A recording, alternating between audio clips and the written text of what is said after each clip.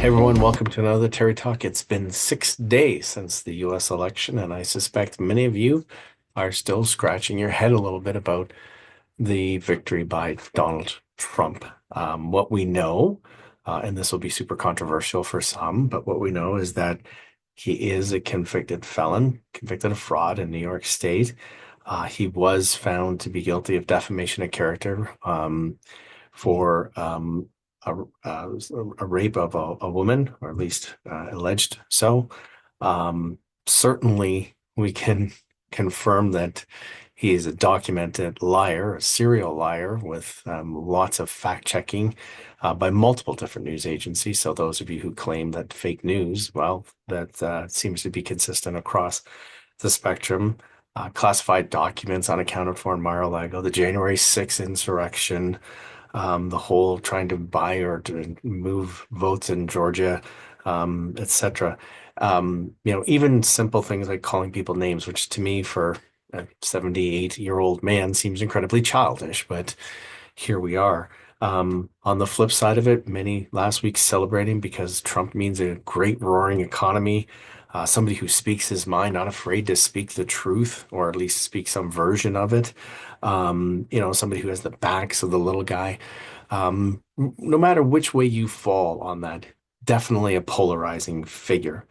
So I wanted to talk about, how do you have this conversation at work when there's such a polarization, 50%, 51%, this guy's the greatest thing since sliced bread, and the other 50% not so much. A couple of things. Number one, it's important to stay informed, and not be biased. And some might say, well, hey, Terry, you just laid out a whole bunch of biases, and that may be true, but focusing on as many real facts as you can get and sticking to those. I think it's important to acknowledge different perspectives on things.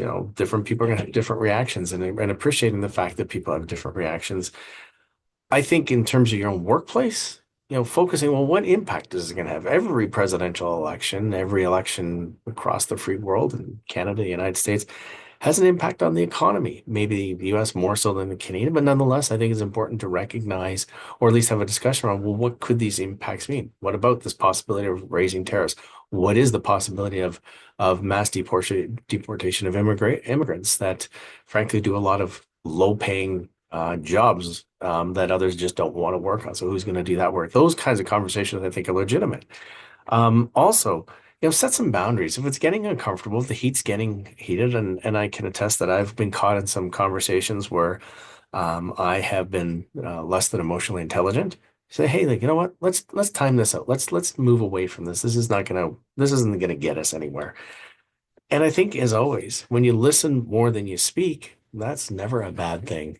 So being open to listening and hearing different points of view. I wanted just to end on this rather controversial topic. You can say what you want, but there's some lessons to be learned from the election last week. Number one, no one likes to be told what you do. Say what you want about um, Kamala Harris and her campaign. Sometimes it felt like they were a little preachy, telling people you have to do this and you can't do this.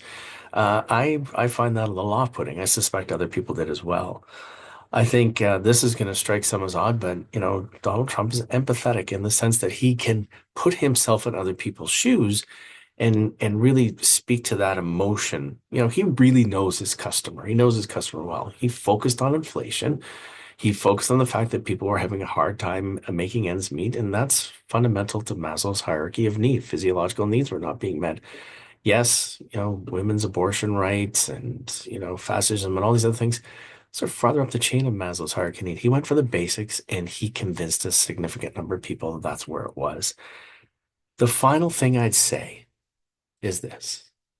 4 years ago, people thought Donald Trump was gone. He was, never going to be back. He would be in the dustbins of history. Well, here we are. The one thing you can say about him, he never gives up.